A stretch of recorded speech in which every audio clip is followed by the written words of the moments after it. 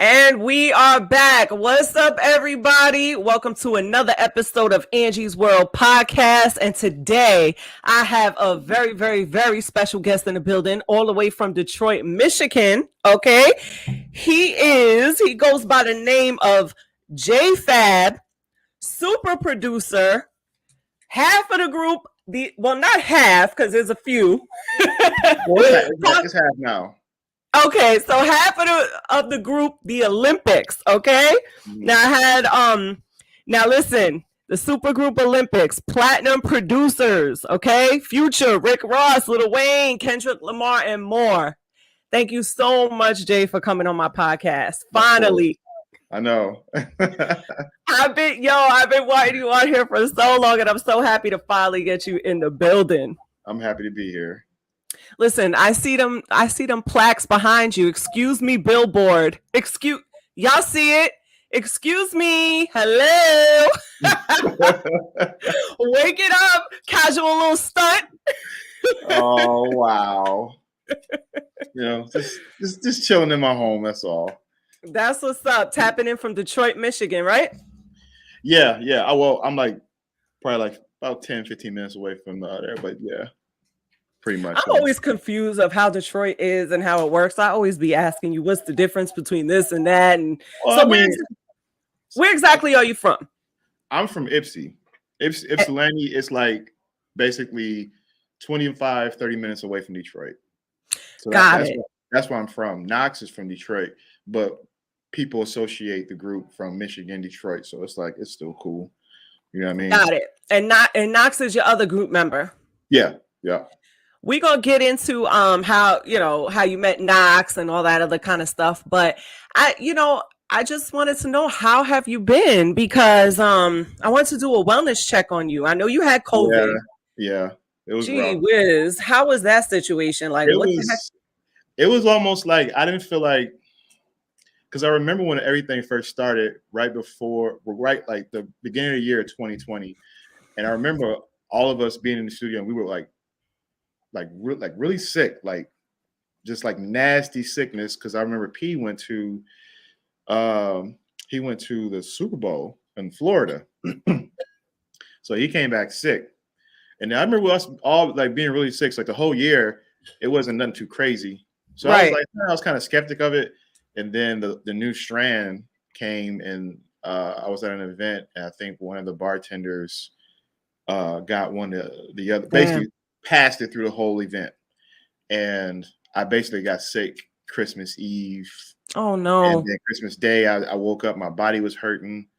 But it wasn't just us, it was everybody that got sick. Wow. In different places. It's like a COVID bomb went off, and I was sick for 3 weeks. Oh my goodness. Did you get a chance to get vaccinated? No, I didn't get vaccinated. I didn't get it. And then after that, I was just I don't feel like dealing with any of that right now, because it was still lingering in my system. Because it was I got sick in 2 waves. It was the aches, the sweats, you know what I mean? And, just feeling sick. And then the cardiovascular part kicked in. It was the breathing and wheezing and coughing. That thing ain't no joke. Yeah, that's when it got kind of scary. My niece and a couple other got sick, and they were vaccinated, and they got really sick too. And I was just what the hell? You know what I'm saying? But since then I've been recovering, so I'm about to get back in the gym and open my lungs up and, get whatever else is in there out. And I've been on my vitamins and everything like crazy. So, but lately I've been good. Been good.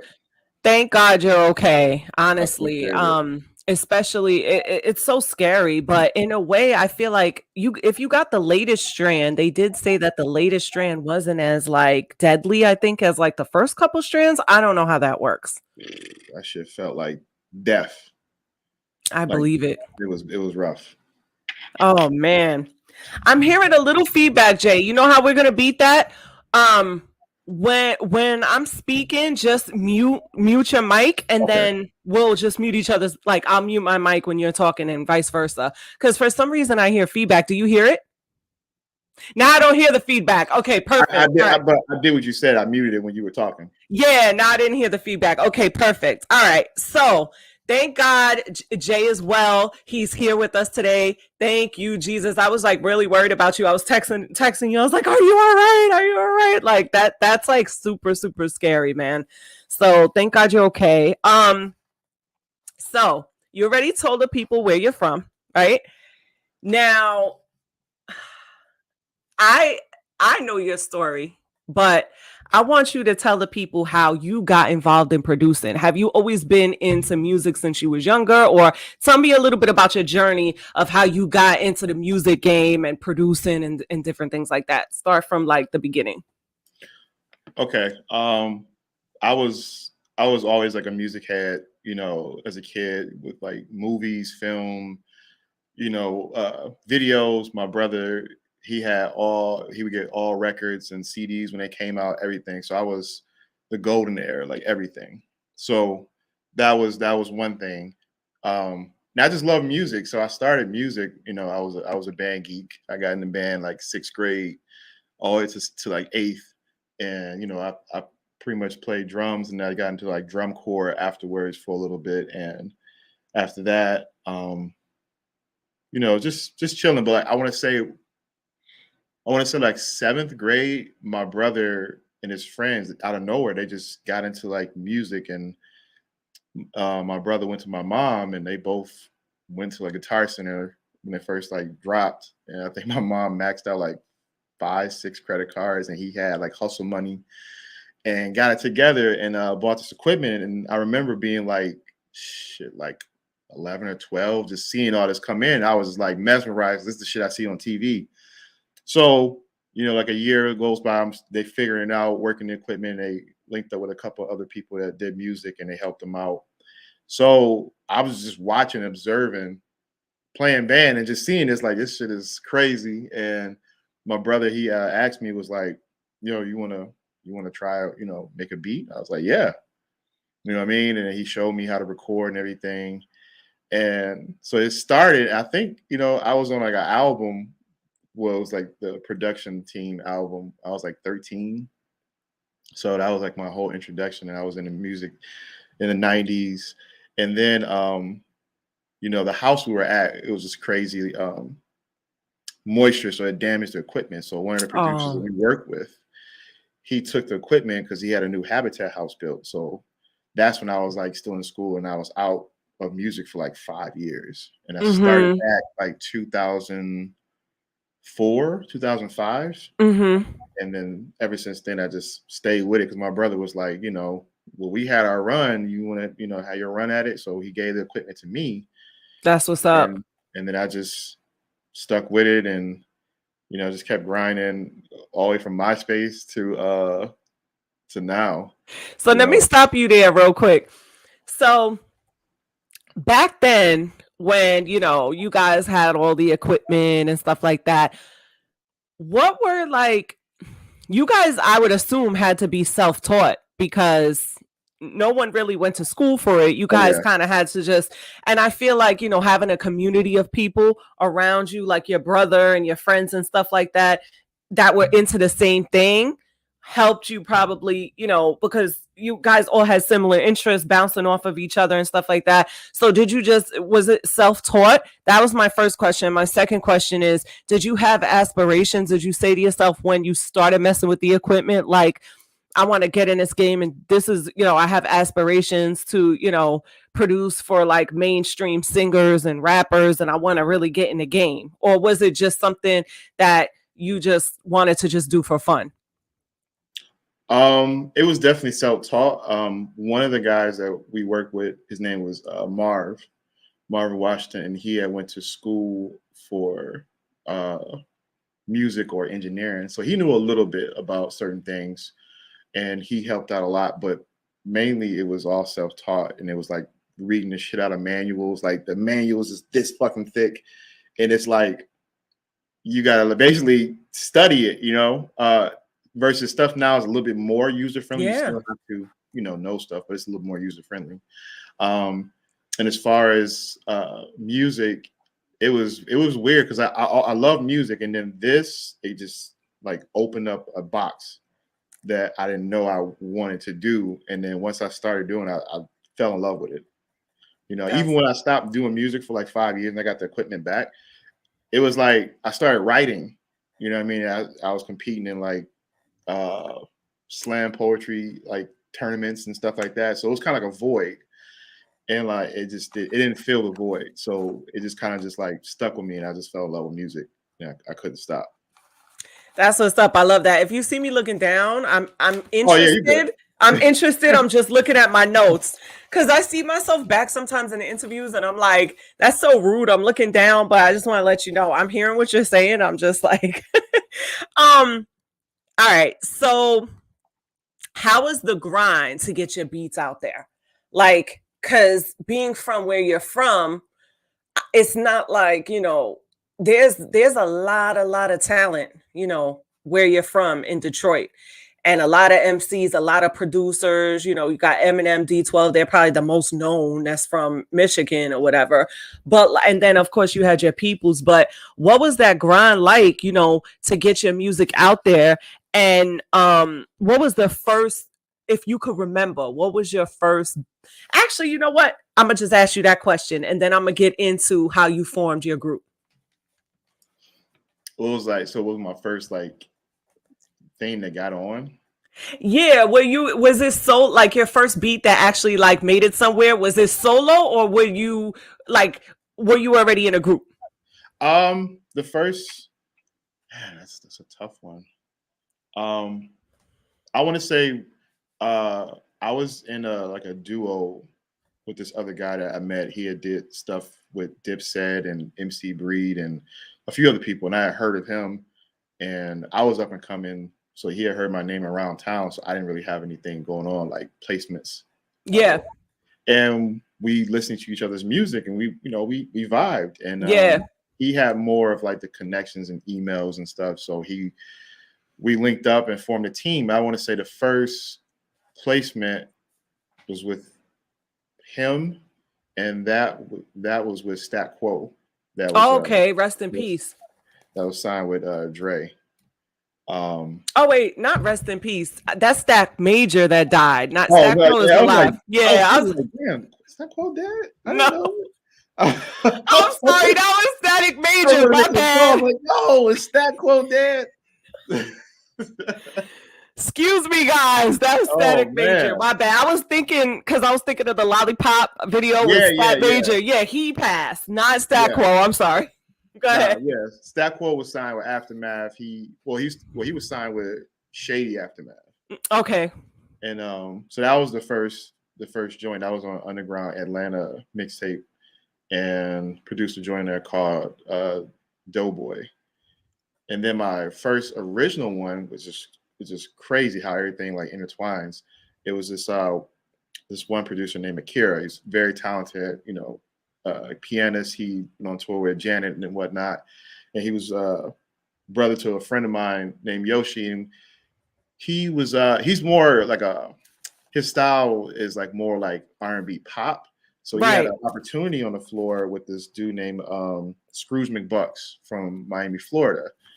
And he had a song with Rick Ross. When Rick Ross first came out, he was like, hey, I got this joint. I can't really do nothing to it. You want to take a stab at it? I'll send it off to you. I was like, oh, okay, who is it? He's like, oh, it's this dude named Scrooge McBucks.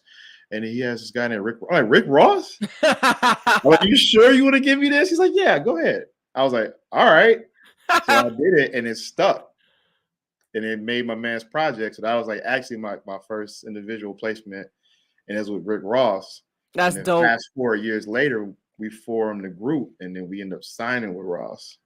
That's what's up. Yes, I know this story. Crazy. Yeah. So that was crazy. So for the people before y'all signed with Ross, how many people were in the Olympics? It was 5 of us. So just so the people know, 5. Okay, so their group is 5 solo producers that came together to create like a super group called the Olympicks, and y'all were collectively signed to Ross. That's when y'all got y'all first kind of break into the industry. Yeah. Okay, that's dope. Now the 5 of y'all. Now, how many is it now? It's just me and Knox right now. Okay, you and Knox. Shout out to Knox too. So now the five of y'all, y'all on for people. Have you seen the Kanye documentary? I've seen bits and pieces. I haven't seen the whole thing yet. You got to watch it because as a producer, I gotta watch it because people have been telling me about it. I think it's so dope as a producer. Did you ever have any type of dreams of being an artist, or you just wanted to be just on the production side? Not really an artist, no. Because I know you write for people and then you also produce. Yeah, but it was I never really wanted to be an artist, even though people were like, yo, Fab, you should do a song. And it's like I thought about it. And I was like, it don't fit me. You know what I mean? It just don't fit me. You know, I mean, chain swinging on the stage. Nah, it ain't me. I'm real low key. You know what I mean? Yeah, so, definitely. I mean, I thought about it, but it just didn't fit. I'm curious to know, how has the pandemic changed your business of production? It's changed tremendously. It's changed not only for producers, just the entire industry with how everything is ran with the streaming and you know, and the whole nine. So it's like I haven't traveled. I didn't travel at all 2020. Not really. I think I went one place 2021. So I didn't really travel as much, and it was, you know, everything was kind of like just done in secrecy. So it was like it was a pandemic, so it became a panic. So everybody was just like, "There's no tour. We always right. got it out." So like working with artists or getting a chance to be on a project or and network. It was like null and void. So people was just dropping shit. Yeah. So it was just like, all right, whatever I got left over, whatever's just gonna drop just to keep the income flowing or some streams, whatever. Right. So it was difficult. It's getting better. Yeah. You know what I mean? Because I remember you used to tell me that you used to go to like I don't know what it's called. It's like events where you shop your beats, right? Oh yeah. Well, you had a few things. You had there's this one particular tour called Icelander Producers, and it was basically like a tour tournament for producers to do beat battles, and it would be sponsored by different companies, different instrument or programming companies to donate for the winner or whatever, and they would have it in Atlanta at the A3C institution. That's the one you went to, right? You told me about that one. That's the one you went to. Yeah, I went through shit. We were in Icelander. Well, we were on panel and stuff there. I want to say 4 or 5 years, and they just started touring just different spots like Battle the Beats and stuff. And then you had ASCAP, and you had Rock the Bells, and you had what's the one that was in Texas? The big known one, South by Southwest. Yeah. So. And then when the pandemic happened, all that stuff shut down. So you couldn't even go and network shop your beats. You had to literally probably just, you know, between streams and just the contacts that you already had, try to make music without seeing people. That's why so many artists. A lot of these artists are producers. Yeah, that's true. On my own shit, and a lot worked, and a lot are still grinding at it. So a lot of producers turn to artists to like basically. Which is dope. You know what I'm saying? You know, one hump, get over the next hurdle and make something else shake. So absolutely. You know, the world belongs to those who want to continue to learn. Just like you see how J. Cole, you know what I'm saying? He produces, he raps. And so I would say it's vice versa. Producers turn into artists, artists turn into producers. Even me doing this. Now he's in film. He's doing like filming. He got his own like film and music company. Who? Like the joint he just did with Benny, like that's his company. Oh, you talking about Cole? Yeah. Yeah. You cut for a second, so I was like, wait, is he still talking about Cole? Oh yeah. Cole's company is dope, and it's gorgeous the way they shoot their videos. That's so dope. It's like a never-ending journey of learning. Even with this podcast and stuff, you know, I'm learning stuff little by little. I didn't know anything in the beginning, and so you know, you wind up becoming producers, this, that. Like you're literally just like you're a one-man show. Man, in entertainment. It just depends on, like, I mean, after a certain point, you tend to grow out of your own success, and you And you feel it. You're like, man, I want to do something more. I want to do something bigger.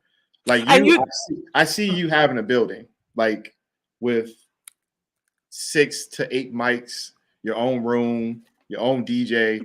Like I see it. Like this is thank dope. you, Jay. I'm dead ass. Like this is dope, but eventually you're gonna grow out of this, and which is a good thing. Yeah, That means okay, now it's time to get this building and then expand and then boom. absolutely, So absolutely. that's definitely on the way. Yes, absolutely. Speaking into existence. I'm manifesting that. I'm going to keep working hard. I'm going to keep learning as much as I can. And then, we just grow little by little. But anyway, this ain't about me. This is about you. Let's bring it back to you because listen, Jay, and we're going to get into you're multi-talented. You do more than just music. We're going to get into your other hustle because he's also a chef. But we're going to talk about that in a second because you be throwing down in the kitchen. But, for the people that don't know some records that maybe some records that your group produced, what are some that stand out to you that people might be able to tap in with you? Well, the pride and joys, I would say that of our discography, I would say Lil Wayne, the I Am Not a Human Being album, that went platinum. The Future album, the self-titled Future album, the double Little album. flex. That went platinum. That was crazy. Yeah, that was dope. We did Extra Love on the deluxe edition. Tiger's album, Hotel California, that just went gold, which I'm stoked about. It's another gold. We did Palm Trees on there. Rick Ross, Teflon Don, that went gold. We did All Money in the World with Raphael Sadiq. And then recently, the GOAT, Banks. I finally got one with the GOAT. Is that your favorite artist? Banks is one of my favorite artists. Yeah, me too. So this one is really, really sentimental to me because I spent 10 years trying to work with Banks. 10. Like I tell people, like, yo, have you ever spent 10 years trying to work with somebody and it just never happened, and then boom, it happened. That is like a dream come true for your career. It is. It's really sentimental. Like gold and platinum, that's gold, but that just hits home. Absolutely. You know what I mean? Congratulations for that and all the accomplishments. Now, let me ask you a question. Who was your favorite artist to work with besides Banks, obviously? Favorite artist to work with?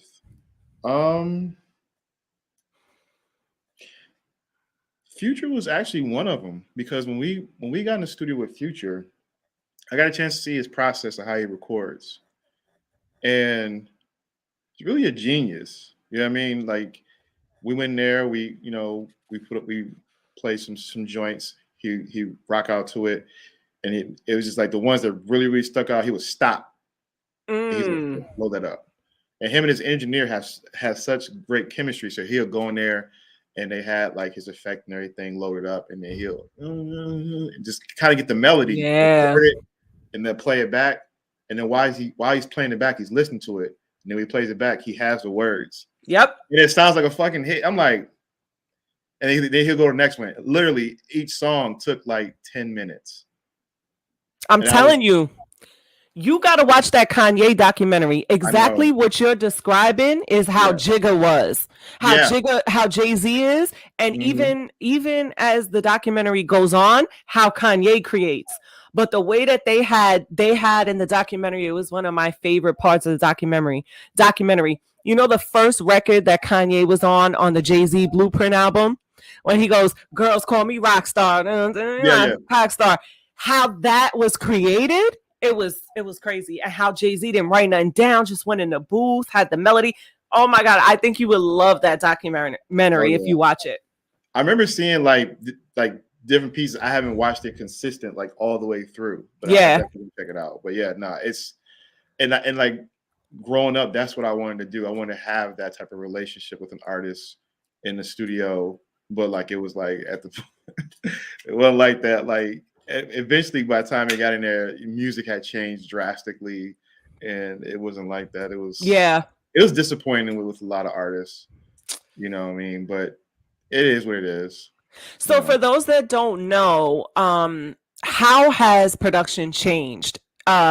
Is you guys just you would email the artist tracks and then they send you back a verse and you just put it together like that? It's changed drastically because I remember like when I started doing it on my own, I had to walk to the post office every week with beat CDs to mail off to labels. There was no internet. Yeah. There was no, it wasn't no, AOL wasn't even popping like that. And y'all gotta understand, he's in Michigan, so it's not like he's in New York where he could run the Def Jam and go stand in front of Def Jam and wait for Jay-Z to come out and bombard him with a CD. You had to mail stuff out to people in hopes that they would even see your stuff, hear your stuff, or anything. Yeah.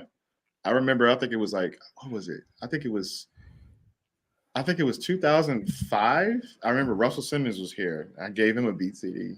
it was like because he was like signing people up to vote. They had like the vote shirts and shit. And I gave Russ a CD, and he's like, "Oh, okay." I'm pretty sure they just trashed it, but you never know. That's how you gotta be. That's the grind. Exactly, that's the grind. I remember I helped my brother do security at one club. Chris Brown and Wayne was there. I gave him a beat CD. Hello, wake it up. That's what a lot of people don't want to do. They don't want to do that grind, that hard work. How long was it that you were grinding before, it started to pay off for you? How many years? Man, about 6-7 years. That's a long time of consistent grind. Yeah, and that's when I got back, you know what I mean? But it was just like, just working. And it's like once you have to look at it in steps. You can't go at it from a perspective of like everything's gonna crack all in one lump. Right. And it rarely happens like that. So you gotta look at it in steps. So it's like if your name is mentioned in these circles, or this person likes it, or even if it gets to that person, they listening to it and they say, "Oh, I like this one, but I need some," that's cool. That's cool. Don't let that shit discourage you because some people don't even listen to it. They just throw it in the trash or whatever. Yep. So that's a good sign. And then afterwards, you just keep pushing, getting better and better. It's like, all right, well, my shit's not there yet. Yeah. But that's that ego. You got to humble yourself and be like, you know what? Let me get better. Absolutely. It's just so crazy because you could even watching the Kanye documentary. I mean, this man was signed and still people didn't believe him. They wanted to put him in that producer box, and even just getting on the track with Jay, like how they showed a collaboration. He wasn't even supposed to be in that studio session. He just went in there and kind of like started rapping, and Jay-Z was like literally, the thing about the grind is like you can be signed, you can be part of a label and they can still shelf you. You could be signed, you could be part of a label and they still don't necessarily believe in you, may just want to box you in or put you, in, a certain box. Damn, like in the documentary, Kanye literally had a cosign. I hear a little bit of feedback. Just mute your mic. Yeah, no, that's totally fine. I remember Kanye, like he was literally at his he literally had Jesus Walks and all these like monster hits that he was letting Pharrell listen to, and Ludacris and Jay-Z, and everybody was co-signing and telling him how great and what a genius he was. But even though he was there, he still wasn't on. They were still shelving him. I didn't realize how much support he did not get in the beginning. So that's why I think it's like dope. Like from what you said, keep grinding, because your name could be in these circles, and even if nothing pans out, you know what I'm saying, you're still almost there. But I feel like it's so important to continue to work and believe in yourself, and I feel like eventually it will pay off. I keep talking about this Kanye documentary because I'm on here with a producer as well, and so there's a lot of similarities. So that's why I keep bringing it up. But if you had any advice that you can give any upcoming producers that might be listening or just getting into it young, or maybe even somebody older, what would your advice be? I would well, just going off of my mistakes, I understand like a lot of producers are introverts. Mm-hmm. You know what I'm saying? So typically, because I mean, I'm a lot better. I mean, I have introvertish ways, but I should be like that. Not go anywhere, do my music, and basically Yeah. let my music speak for itself. Like, you know what I'm saying? Because a lot of us, we're not big, loud talkers like that. You know what I'm saying? So Mm-hmm. it's like, you know, but I would say try to work on that. Try to be, you know, seen, heard, but not obnoxious. Yeah. You know what I mean? Humble, but, you know, present. Definitely travel. Um, like I said, different events that comes up. You know, I would say, you know, beat battles are something to like get into. I mean, I didn't really. I mean, I've done beat battles before, but not like it is now. It's like real different. But definitely travel, be present. Uh, don't be afraid to be annoying because you gotta hit people up. You know what I'm saying? Like you was on me, like, hey, Fab, what's up? What's up? What's going on? Yeah, you weren't being annoying, but you were being like, hey, is everything okay? And then I told you, Yeah. like, oh shit. But yeah, like, no, you have to do that. You have to stay on top of people, and because if you're out of sight, you're out of mind. Especially if you're not there. Like you're not in New York, you're not in Cali. You gotta email, flood this, Yep. call, text, just to see. Be The worst thing, assertive. yeah, the worst they can say is like, nah, I'm not fucking with it, or no, and then boom, you know what I'm saying? Or you can just, you know, just play it by step, like, oh, okay, you know what I'm saying? Then let some time sit, go back into it. Yep. Just basically be consistent, you know, producers, especially be consistent, not only with like connections, but with your music. Get Mm-hmm. out of your own, you know, ego shell. Stop trying to compete with everybody that's in your surroundings. The industry is your competition. You got to beat the hottest that's out there because it's at that time it's politics. So it's like they're hot. You know, they didn't have this number one single. They didn't got this many gold records. They didn't have number one on the billboards this many weeks. So you have to listen to, you know, everything, your mix, your sound, your production, your choice of sounds you pick. You have to be you have to be different. You have to be intricate, you know, or it can be simple but very powerful. So perfect your craft. If nothing else, Absolutely. you have to perfect your craft first. Because even if you are a shit talker or whatever, you gotta back it up. So Yeah. your music has to be your big mouthpiece. So Absolutely, man. And this is advice coming straight from the desk of super producer Jay Fab.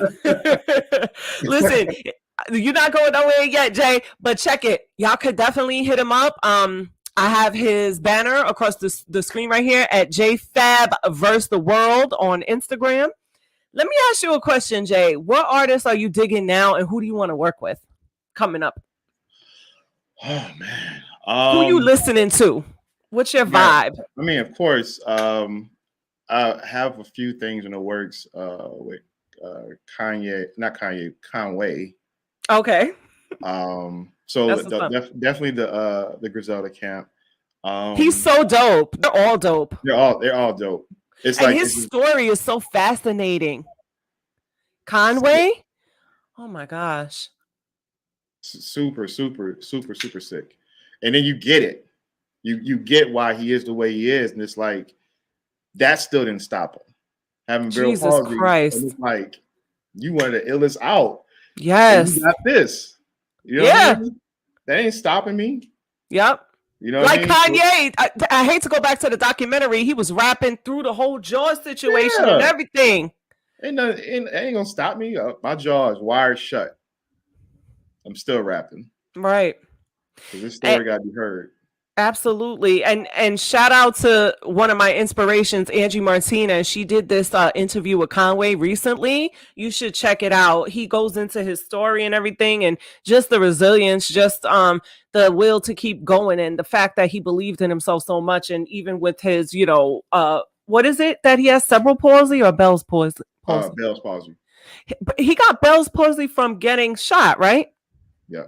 Yeah, he goes into that whole thing. It's a super dope interview. But anyway, finish what you were saying. So you dig it. You got some things in the works with Conway and the Griselda camp. I'm so excited to hear all that. I definitely want to get in there and show out. Like that's one of them joints I want to go in there and just flex and just basically just create some crazy shit. I love Uh, that. so them, I definitely want to do something like my next another one of my favorite artists, Schoolboy Q. I definitely want to get some stuff with him. I'm always checking for him. Of course, Kendrick is coming out with another album soon. We don't know when, but he's been doing a lot of features with his cousin and appearances and stuff. So I'm looking for that. Who else? Oh man, it's so many people. I definitely want to do some stuff with Willie the Kid, just because we actually worked together a long time ago. He was signed to DJ Drama. But yeah, his music now is just like polished. That's what's up. Yeah. So it's a few, like definitely R&B. But like you'll see. What artists are you digging now with R&B? I love Sir's music. Sir that's signed to TDE. I love Shmino. Who else? It's this new up and coming artist named Internet James. He's really dope. He's about to sign with somebody new soon, but his music's really, really dope. Kind of puts me in that whole field. Of course, you got SZA. She's dope. She's up here and she's moving crowds. But yeah, it's a lot of underground people that I've been seeing. Like I like Pink Seafood's music. This one cat named Fly Anakin.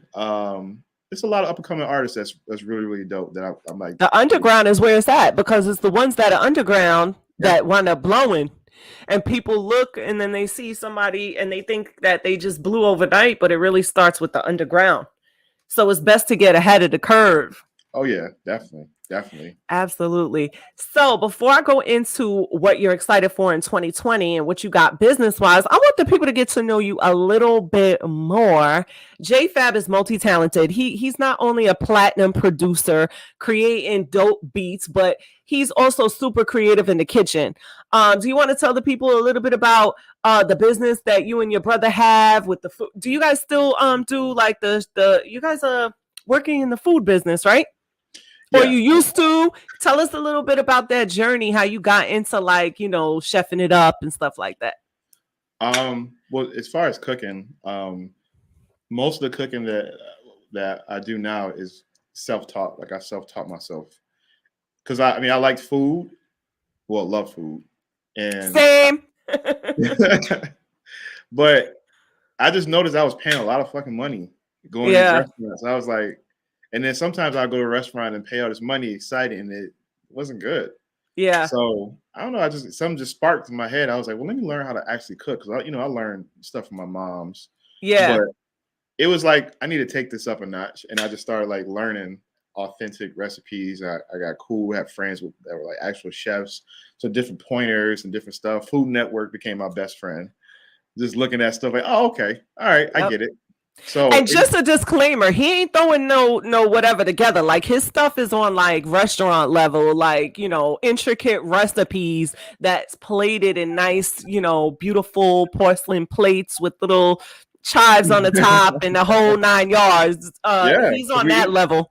We eat with our eyes. So, I mean, flavor is first and foremost, but people are not going to eat your shit if it looks like shit.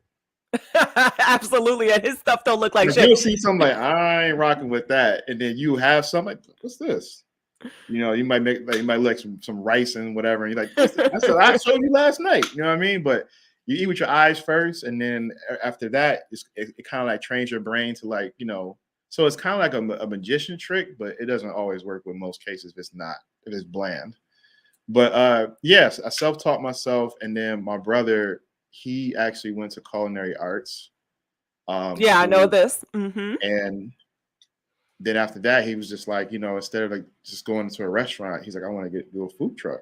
That's so dope. Family of hustlers right here, y'all. Yeah. So he started looking around, around the spot, different food trucks and trailers, and he found a good deal on one, and we just started getting stuff. Do y'all still sell stuff out of the food? Are y'all still serving? Yeah. Okay, so tell the people if they're in the area where they can tap into your to your services. Well, the name of the actual business is called Good Eats Mobile Food Co. and it's on Instagram and it's on Facebook. So basically, we post on there at different events that we'll be at. What's the Lately, Instagram? It's Good Eats Mobile Food Co. I'm gonna put a banner up real quick so y'all could get in tune with that. All right, go ahead, Jay. It's with a E, but that's cool. Oh, Mobile. I'm bugging. That was me just being fast. I'm trying to be a producer. No, you're okay. Wait, I'm about to edit this. I'm trying to be a producer at the same time over here. Go ahead, Jay. But yeah, on each side we usually post where we're going to be at, as far as like breweries or if a certain spot or a different event. Lately, it's been like a lot of private events, so we'll be hired for like, during the summer, it's like graduations, open houses, birthday parties. We lit now, right? We good? Oh yeah, we good. Okay, so make sure y'all tap into that too. So go ahead, Jay. I'm sorry. Yeah. So yeah, we'll be posting on there, like in the stories and on the actual post where we'll be at as far as in the area if you're in Michigan and whatnot. So like festivals and whatever. That's what's up, yo. Y'all make sure that y'all tap into that. Listen, he's super creative. Not only a super producer, but he's also a chef. Him and his brother got this stuff going. If y'all, I gotta shout you out too because you actually helped me with a certain dish a long time ago with the meatballs. You read my mind. I was gonna ask you if you still use my aunt. Yo, my aunt gave you the recipe for the meatballs. Do you still use that recipe? Hell yes. And every time I make them, like everybody around, because that's like one of my favorite dishes. And I get so disappointed when I go to a restaurant and it's just tough, or the sauce is off, or the noodles are overcooked. It just kills me. So like, I think I saw one of your posts along. I'm like, oh my god. And she's like, oh, just do this. I was like, yeah, I've been using it ever since. Yep, he got the authentic Italian. Yeah.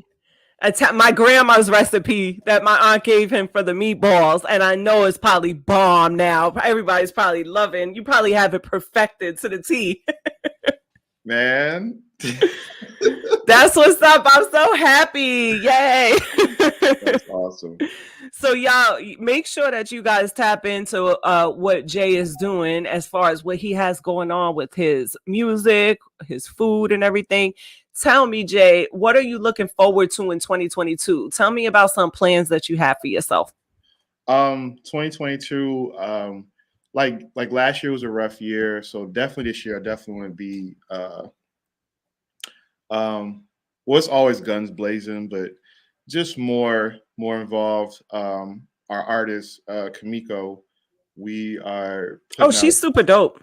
I appreciate it. Thank you. We're actually putting out a full project this year. We've just been like releasing singles and tapping in with different other projects. Like she's a singer songwriter, so she's been like helping people like curate songs and projects like last year and this year. But we've been working like really hard. So this year we'll be dropping a full project and yay videos and the whole nine. So I can't wait for that. That's gonna be super dope. I love that. So like that. It's a few other things that we got in the pipeline. I can't talk about some of them because I don't want to. They just got to tune in. They got to tap in with you. Yeah. All your information is going to be in the description of the YouTube, so y'all can tap in. With Jay.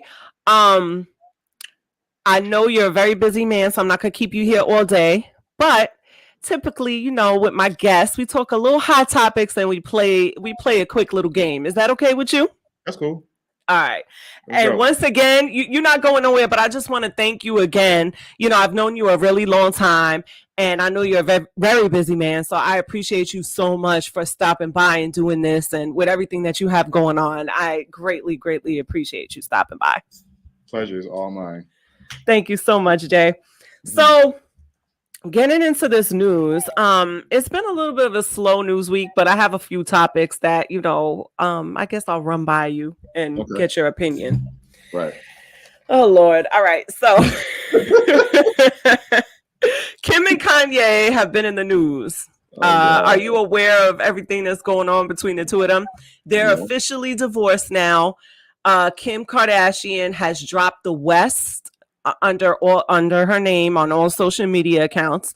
So they're officially separated, divorced. Kanye is now dating a Kim-esque kind of lookalike. Kim is in Paris right now. It's some fashion show for Balenciaga, living her best life, dating Pete Davidson.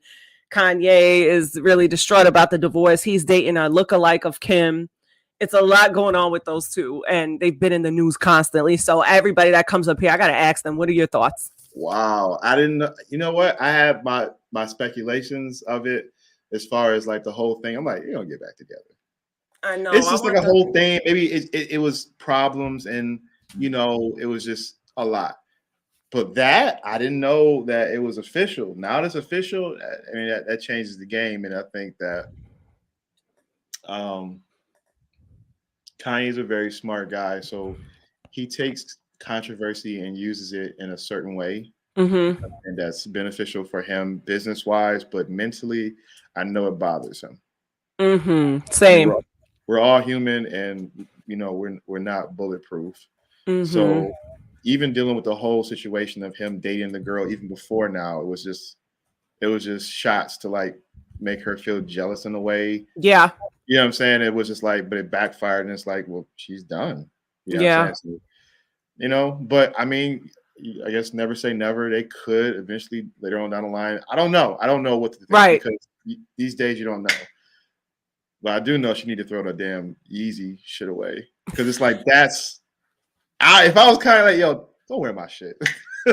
But I think but didn't he give her a stake in the company? That's her company too. He gave her a percentage. Yeah, for like her for. But still, even with that, okay, if that's a state of it, but it's like that's still kind of like a dangerous territory. It's like, okay, you drop the last name, the divorce, and it's like. I mean, any right person, I mean, you'd be a fool to give that up, but still kind of like, that's like a slap in the face. Because the guy, too fresh. Yeah, because the guy, it's not that he doesn't want you. He does. Yeah. It's like, you just don't want him. But on top of that, you wearing the clothes on the bottom. It's like now in the tabloids, Kim wearing a Yeezus crop with some Yeezys on. It's like, yeah, you want me or not? You know what I'm saying? Right. So like, yeah. You know what I mean? So it's kind of disheartening, and I know, and how he is, he's just like, man, whatever. So I don't know. We just got to stay tuned for that. I don't know what's gonna happen. Right, and I think that like it's not like they've been divorced for a year and now they're getting along and it's amicable and she's wearing Yeezy and the kids are wearing Yeezy because it's a family company or whatever the case is. It's still too fresh for you to be rocking. You know, like you got to wait a second. I hope they come. Oh, go ahead. My bad. Oh, no, that's it. I was just going to say, like, I hope they come to a point where, you know, they can get along, you know, and they put all this stuff past them. But go ahead. What were you saying? It's just too fresh. You know what I'm saying? It's like, just, you know, kind of like tone it down, whatever. Because you got a lot of clothes. Yeah. You probably got like 6 rooms worth of clothes, if not more. Just put it to the side for a second. You know what I'm saying? Yeah. So this out, you know, so I don't know. I know. We got to stay tuned. Did you see the 5 facts or the 10 facts that his new girlfriend put out about herself? The girl so Kanye's dating this girl who looks like, you know, a Kim-esque kind of girl. I thought it was her when I first saw her. I'm like, damn, they back. Same. But she put out this little, hold on, this is so funny. She put out, because I guess so many people are saying like, she's basically looks exactly like Kim. So she put 5 facts about her out there. Hold on, I gotta find this. I hope I can find it quickly. Come on. It basically was saying like, okay, 5 facts. I was born with this face. I never got surgery. Number 2, I'm in school for this. Number 3, you know, talk about she's always been thick. Here's a picture of me before the BBL. But like, where is this? Okay, so here we go. She goes, some facts about me. And then she put, some facts about me. I'm European, French, German, West African, Nigerian, and from Ghana. Okay, that's a lot. Just say you're mixed. Number 2, I'm the COO at First State Behavioral Health website in bio. Number 3, I'm currently getting my master's in counseling, maintaining a 4.0 GPA. Number 4, no, I have never had surgery on my face. I was born like this. 5, I'm a 24-year-old Virgo born on wherever she was born, and she's from Delaware. And then she shows a picture of herself before surgery and but she's really young. How old is she? She's 24. I figured as much. I figured she'd probably be within that like age range. And he's like 42, 43. Yeah.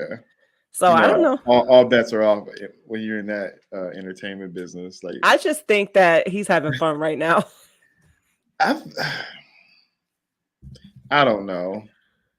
Because it's like when you think about it, it's like you went out and you got a girl that looks like right. him. And you're playing dress up with her, trying to make her look like her even more. Yeah. So it's like, but the thing is, it's like it's not Kim, and it's gonna be that time where y'all get to argue. You're gonna call her Kim. You know what I mean? And you looking at her that looks like Kim, so it's like that's putting you in a place where it's disturbing, kind of. Right. And shit, she 24 years old. She there for the ride. She's like, where? Pass me the shades. Let me get the box hair dye in jet black. Whatever you want me to wear. Shoot, she gonna be like, you want me to be Kim? I'll be Kima. Whatever. I don't care. she like, listen. Made it. Right. I made it. We here, baby. Man, shout out to Kanye. I hope everything goes well with them. Yeah. All right, moving on. All right. So, did you see the Game interview with Drink Champs with Nori? I just seen that I didn't see the interview. I just seen that it went up this morning on YouTube. So I haven't watched it yet. Me and my brother, we watch Drink Champs and just, like faithfully, and we like a bonding thing. Yeah.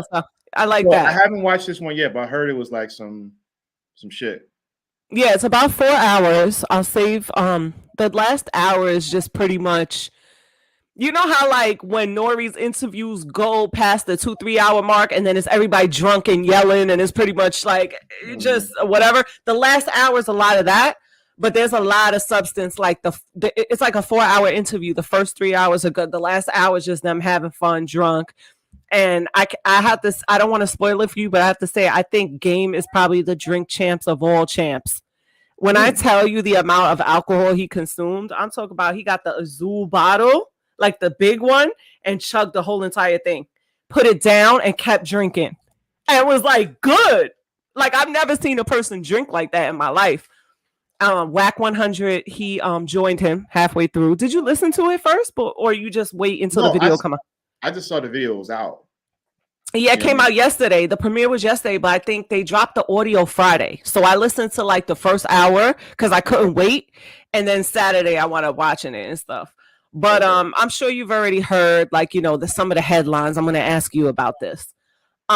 Game, I'm sure you heard about this. He said that Kanye did more for him in 2 weeks than Dre did in his whole career. Did you hear about that? I didn't hear about that. Yeah, so now people took that and then they're putting it everywhere. And 50 reposted that statement from Game, and now they're going back and forth. He's like, hun, what's wrong with you? Like trying to like play him.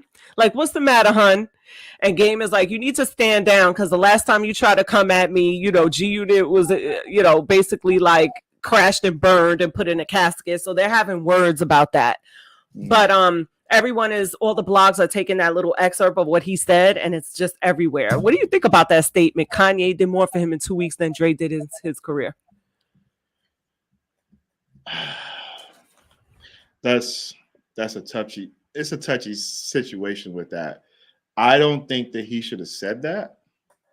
That's how he feels, and you can't tell someone how they feel. You don't know. I haven't watched it, so I don't know if he got into particular details of why. But for him to say that, it goes back to one of those cases where don't meet your heroes because you'll be heartbroken. Yeah, but he alludes to something like that on there. Yeah, it sounds like it goes into that type of path where I think that he would have these big expectations as far as the outcome and the whole situation and whatnot. and it just didn't. But it's I don't know. It's I don't know. It's touchy to say. You know what I'm saying? Yeah. Because I mean, you've heard stories about that, you know, with other artists, and they say, you know, they expect shit to move in a certain way, and it doesn't move that way. Yeah. So that's why I say I can't say that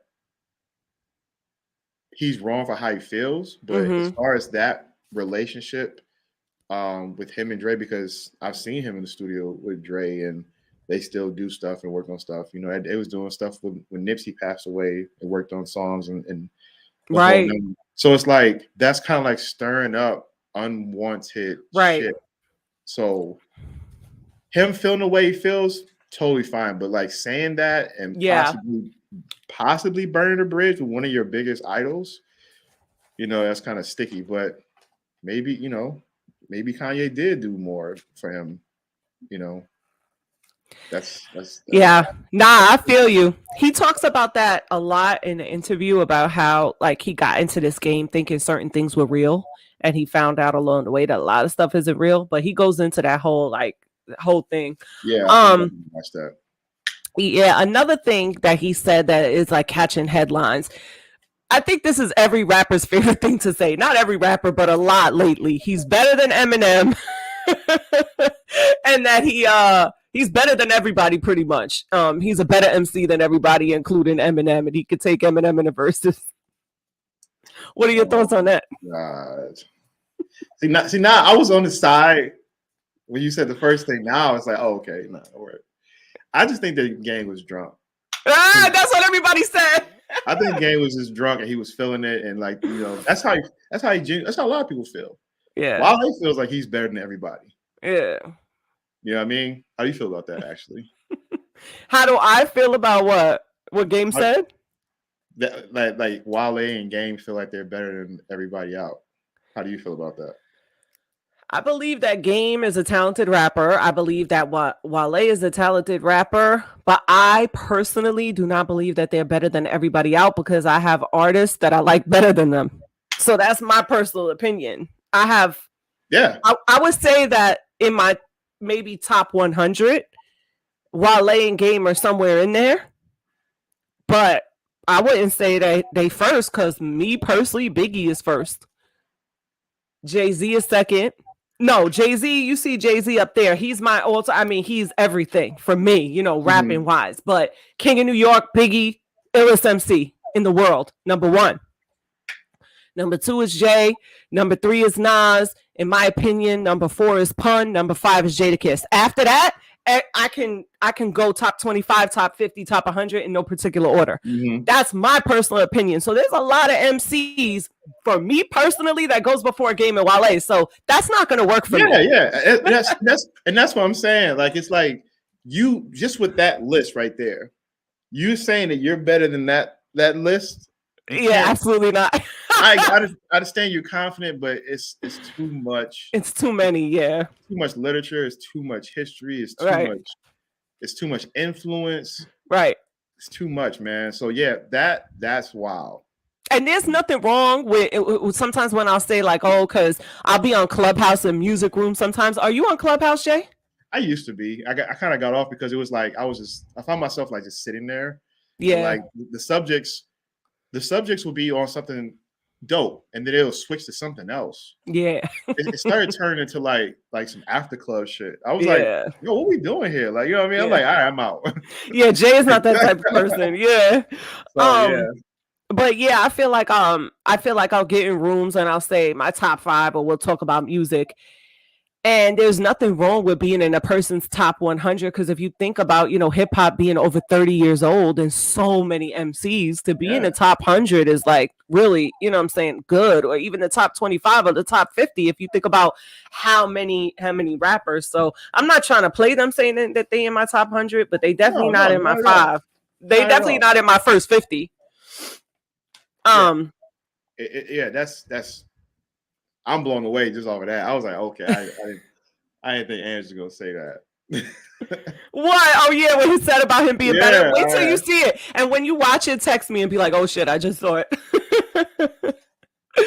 All right, we're gonna go to one more hot topic. Before we go into a quick game, because I don't want to keep you here all night. All right, so I don't know if you saw this, but Boosie basically went off on Vlad TV, right? He had like he kind of went off on him because I guess he did an interview with Vlad. I only saw the little clip, but Vlad said that he's kind of disappointed in Rihanna for not getting married before getting pregnant and having a baby. And Boosie kind of just went off on him. Like, he just kind of went off on him. Like, who are you to say that? Number one. Number two, people are out here effing, and if a baby come, a baby come. Because Vlad was basically saying, like, at her caliber, he's kind of disappointed that she didn't, get married before the baby, and he would think, that's what she would do. And then Boosie was like, she don't have to do what everybody else want her to do. She's a billionaire. She could do it. Like, he kind of got really upset about that. And then Vlad was like, well, they have plans of getting married, so that's on the table. But like, what do you think about that with Rihanna? Did you feel a way like, oh, she should get married? Or, I don't care. I don't see what for me personally, like, I know I asked you, but I'll just say like my opinion. I don't see what the big deal is of if she's married or not, or if they're getting married. I don't know. What's your opinion? It's a slow news week. It's a slow news week. I know. The thing was, if Vlad just be looking for shit, you know what I'm saying? Just to say, it was like, bro, who cares? Let me see. I'm gonna find it real quick. Huh? I said I'm gonna find it real quick so I can play it for you. Yeah, it's like Rihanna has a baby. They had a baby. They're having a baby, I'm saying. Right. So what? You know what I mean? Like, all right, so is that the news now? Like, because like a lot of people are like kind of like fading away from Vlad. So it's like that. Is that what it is now? I know. Over shit like that, over whether she's married and she had a kid. It's like, bro, just stop. Exactly. What is going on? Like, what is the problem? Yeah, and I think Boots, and a lot of people, especially with Bootsy, they just like fed up with like the stuff that's been going on, the whole ordeal with Vlad TV and that. And I think it was just like, all right, bro, you just now it's just petty. Yeah. Like, let me see if I can find this for you real quick. If I can't find it, because I literally just saw it right before I came on, and that's what I was writing down when we was backstage. Remember, I was like, oh, I want to write one more thing down. I don't know. I can't find it now. I'll send it to you later. Okay, that was good. So now we're going to go into a quick game before I let you get up out of here. Okay. All right, cool. That's like that was our little hot topics. It was an extremely slow news week. Listen, Rihanna, you are the bomb. You could do no wrong. Do whatever you want to do. Get married whenever you want. We're in support of that. All right, so this one is going to be like, this game is called This or That. So I'm going to read you two things and you're going to tell me which one you would rather. Okay. All right. Would you rather have universal respect or unlimited power? Universal respect. Why? Power. I think power comes in different forms in different ways. It depends on what power you're looking for. You know what I mean? Are you looking for power for intimidation? Are you looking for power for attention? You know what I'm saying? Are you looking to abuse that power? But universal respect comes with different power. Absolutely. I agree. Like, I think you gain power in so many ways without even trying to look for it. So yes, the respect, power is fear, but it's not respect. Because the people that are most scared is the ones that kill you. So it's like, hello, wake it up. That is so true. I agree. All right. Album, Ready to Die or Against All Odds? Are you really doing this to me right now? I'm doing Ready to Die. Yes. Same here. I don't know why you even said that. You said Ready to Die. It was like, all right, whatever you say after this it's right. Dead. Basically, it's dead. Yeah, exactly. Hello. Oh my goodness. Speaking of which, Wax said something on Drink Champs that kind of pissed me off. I don't know if I don't want to ruin it for you. I wish you would have seen it because I would have said it on here. Just say it. He said Pac died a legend and Biggie didn't die a legend. That Biggie became a legend as his death went, as his death progressively through the years. Like, excuse me? Like, I got so heated when he said that because, first of all, I'm from New York City. We knew how big was the king of New York, the king of everything, the king of hip hop when he died. He died a legend. Like, what are you talking about? Because what happened was Wack had an issue of Nori and everybody calling Nipsey Hussle a legend. So he was trying to go into a back and forth with Nori, like, define legend. You know what I'm saying? You can't say a person without an X amount of body of work. I'm not saying, he was like, I'm not saying how he was as a family man or how he treated people. He was just talking about Nipsey's body of work. He didn't agree that Nipsey was a legend. So then they went into this whole legend conversation, and that's when he said Pac died a legend, but Big didn't. I resented that. I was just like, I didn't like when he said that. Wait until you see this interview. Why just be saying shit? Wack was getting on my nerves. Yeah, he's like, you have people that basically that's their form. You know what I'm saying? Like Stephen A. Smith, that's very controversial. I mean, you go down a list of people that just say shit just to get under your skin, to get a rise, because that collects the most views. So him saying something like that, he probably does feel that way, but bro, no. Stop. Yeah, and Wack will trap you in a back and forth. I took a break from Clubhouse, but prior to that, I was in rooms every single day with Wack and modded in the same rooms as him. I know how he, engages people in back and forth. He's tried to do that to me a couple times, and I'm like, Wack, I'm not doing it. We're not doing this today. You know what I'm saying? Like, he definitely was trying to like get in order to, you know what I'm saying? To bait him. You never give our blood pressure high. Nah. Yeah, I don't let Wack do it to me, but Wack does it to a lot of people. That's how he is, and he's gonna get on your nerves when you see this interview. Anyway, yeah. So, Wack, I hope you see this. You're probably not watching my podcast, but I'll send it to you so you can see that you got on my nerves when you said that about Big. All right, so moving on. Swizz Beatz or Timbo? Mr. Producer, which one? Swizz Beatz or Timbaland? I gotta go with Timbo. I knew you were gonna pick Timbo. I gotta go with Timbo. I gotta go. That's a hard one. It is, but Timbo is just like. I know. Yeah. I know.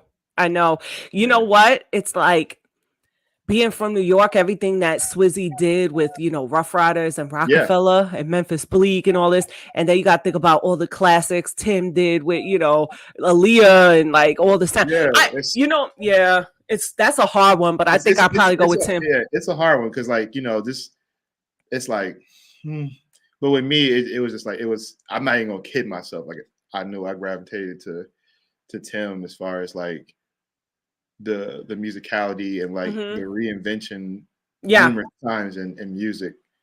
Like he had styles people try to do like 4 or 5 times. And he was ahead of his time too, and he pioneered a lot. Yeah, right. That's really hard to do. He created new waves, new sounds. He was the first one with that 1 in a million sound, and he definitely that was it. Everybody everybody on R&B was just like every time you look on radio, it's yep. I'm like, come on, man. He just did it. Stop. Yep. Give it 2 years. That's like music today. It's like everybody just bite off each other. Oh man, don't even get me started on that. But let's keep going. All right, Rick Ross or Jeezy? I gotta go Ross. Just from the lyrical standpoint. Like Jeezy, I love Jeezy's first 3 albums. Very, very, very dope. But I also like Ross's. Ross's just kept. The thing is with Ross, you kept seeing the growth. You saw the introduction into like Miami, where he's from, Dade County, and then it just like kind of like transitioned to like this big cinematic sound with like hip hop elements, but in a classical way. Yeah. Yeah. Then Ross like the Aston Martin music. Yeah, it was just like, bro, it was like it was something that it was something new, and it hit it, and it was like, bro, this is new. You know what I mean? And then Ross got into like, Ross would get into his hip hop bag. He wasn't scared to like jump in different situations as far as like music. Like Jeezy kind of kept it consistent. This is what I do, and I'm doing it, and that was fire. But as far as like music and bodies of work, it just felt more like a conceptual experience, like project to me. Right. I But agree with you. that's tough though. That's a tough one though. That's a real tough one. I'll give my opinion, even though it's really me asking you questions, but I'll insert my opinion in here. If I had to pick, for me personally, I would pick Jeezy, but I do agree with you that Ross excels in more categories. So if you want to look at the catalog as a whole and you want to put different categories, I feel like he covers more slots than Jeezy, but my taste personally, I'm gonna go with Jeezy, even though I love both of them, and it's definitely a hard one. Yeah, absolutely. And the thing is, another example, like, because somebody had this conversation a while ago. It was like the whole dope rap. You know what I'm saying? Yeah. Dope quote. Only person that could do that and he holds the crown is Pusha T. You think Pusha T is better than Jeezy? Yeah, as far as that particular topic lane. Yeah. I see. Like, Pusha T is good too. Yeah, he's definitely very he's rapping about coke for like over 10 years and it never really gets boring. It's like we already know what he's coming with, but he just gives it in a different way, a different story, a different a different style. Like Pusha T even rapped about coke on R&B albums. It was like, he definitely talked that talk, but Pusha T. Yeah, but there's a difference. Okay, so I feel like Jeezy, Yo Gotti, and Jay-Z have drug rap to more of like a level. Okay, so in my opinion, right, there's two different like sectors of drug rap. So you got Styles P, Jadakiss, Pusha T. They can speak about it from like one style, but then you have Jeezy, Yo Gotti, Jay-Z. They can speak about it from another style. So it's whichever like your personality is. You know what I'm saying? I feel like it's the gritty underground, or it's more like the boss kind of like. Yeah, I don't know. It just really depends where your brain goes, and I feel like I love it all. Because sometimes I want to be in the Jeezy pocket. I mean, sometimes I want to be in the Kiss, Pusha T, Styles P pocket. Sometimes, you know what I'm saying? So I feel like they all do it, but in different ways, if that makes sense. Yeah. I feel like Pusha does it from a technicality, poetic standpoint. Like basically, when he does a song about it, it's creating a movie scene. Like you basically see like, all right, I measured this. I got the measurement right. I had to do this. My man came through. I needed to make this stretch out. It's like real poetic how he does it. So very technical. It's a different universe. So like you said, these two factions, and then you got this over here. Yeah. So, but no, that's dope. I like that. Interesting. Okay. So, would you rather go back to the past and meet your loved ones who passed away, or go in the future to meet your children or grandchildren to be? So I'll read the question again. Would you rather go back to your... You got it? I got it. Okay. Man. I would go back to the past. Yeah, me too. Because I want the future to be a surprise. Yeah, and you're gonna live the future anyway, so at least with the past you could go back and live it again. Yeah. True. Yeah. Now, Jay, would you rather lose the ability to read or the ability to speak?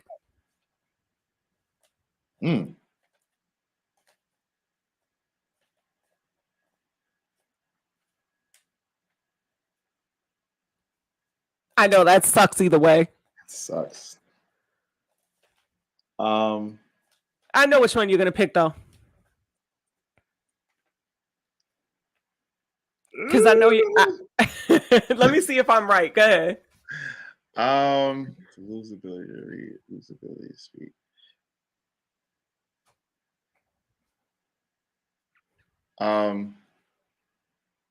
I say read. So you'd rather speak and not be able to read? I would say that, yeah. Okay, I was gonna say I thought you would have picked the opposite. Lose the ability to speak. And I really thought about it. I was like, that's a lonely life. You would have to write all the time. You're not able to engage. Yeah, like you know what I'm saying, like, but then not being able to read handicaps you too. It's like you can't do nothing independent. It sucks either way. It does, but I just couldn't see myself not being able to speak to somebody. I know that's so crazy. it just felt cold when I thought about like, oh. I know. So, I know. yeah, I would definitely. I mean, yeah, it's rough, but yeah, I'd rather speak. Same. Although I love both reading and speaking. Yeah. Okay.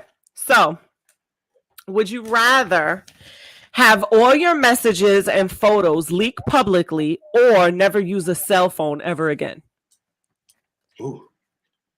We're gonna go with the leak. I hear that. We're gonna go with the leak, like, because people forget. You saw some shit. Hey, man. Exactly. That leak. What can I do? Word. Nah, I feel you on that. Just a few more questions, and then we're gonna get up out of here. Yeah. Okay. All right. Would you rather detect every lie you hear or get away with every lie you tell? Detect every lie I hear. Same. Absolutely. I hate a liar. I don't. Yeah. Yeah. You got some finessers that's like, yeah. Right. But yeah, I'd rather detect. Same. All right, Jay, would you rather people know all the details of your finances or all the details of your love life? Jesus Christ. Oh man. I would say finances. Okay. Because that's whatever. Because people won't, try to guesstimate what you have, regardless of the fact. And if they know, okay, they know, whatever. But the love life, it's like, I don't want that. You know what I mean? Like, because if they know all the details of my love life, I mean, I got a camera in our room when we in bed. You know what I'm saying? Right. I hear you. It's everything. A lot. Yeah, so, true that. Yeah, finances is cool. I like that answer. All right, last question. Would you rather listen to your least favorite song on loop for a year or never listen to any music at all for a year?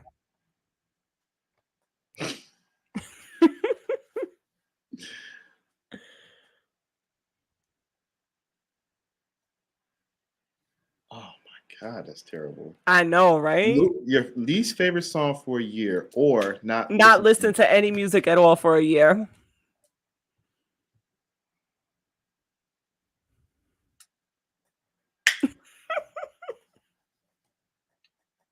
I probably no music, because it's like, if it's a song that I hate and I got to listen to it constantly for a year, I go know. crazy. I know. Well, you rather the silence. Yeah, I gotta go with the peace. Absolutely. All right, y'all. Well, that's going to do it for us. One more time, Jay Fab, thank you so much for stopping by. I really appreciate this. This interview was thank you so much for taking your time out to kick it with me. I enjoyed this interview so much. One more time before we get up out of here, tell the people where to find you or let us know anything you want us to know. As you can see, Jay Fab versus the world. Jay Fab _VS_the world. You can hit me on Instagram. Mostly on there. I mean, I'm on Facebook as Jay Fab, but that's just like helping promote the food truck business, which is boom. She's on top of it. Good Eats Mobile Food Co. right there. You can check it out for upcoming locations, events, where you can find us as far as come get some food if you're in the Michigan area. Artist Kamiko, she will be dropping a full project this year called Moody. I cannot wait to share it with y'all. We can't wait. Visuals, new music, just dope content. And more projects. We're working with different artists coming soon. Can't wait for that. Yay! Please stay tuned and please tune in to Angie's World podcast. She is a very, very good friend. We've always been cool. We would talk about music. We would look at apartments on, was it Zillow? Yeah. Because I'm very into the whole architecture scene. So I'm really into that. So hopefully some new properties in the near future. Apartments together, y'all. We was looking at them because we into the whole housing market and stuff that. Yeah. Like just people are like, what the hell? What the hell? But no, no, I'm definitely happy and proud of you. This is dope. I know that it's going to grow and be a huge success. And I'll be back anytime you need me. Yo, Jay, you know you're welcome to come anytime you want. This is a really, really good friend. I appreciate you so much for stopping by. Anytime you want to come up here and promote anything, the door is always open. And you want to promote a damn pinky toenail, I don't care. Whatever you want, you just come up here. Jay, don't go nowhere. That's going to do it for us. Like I say every episode, y'all could be anywhere in the world, but you decided to be in Angie's world. And for that, I love you. Peace out, everybody. Deuces.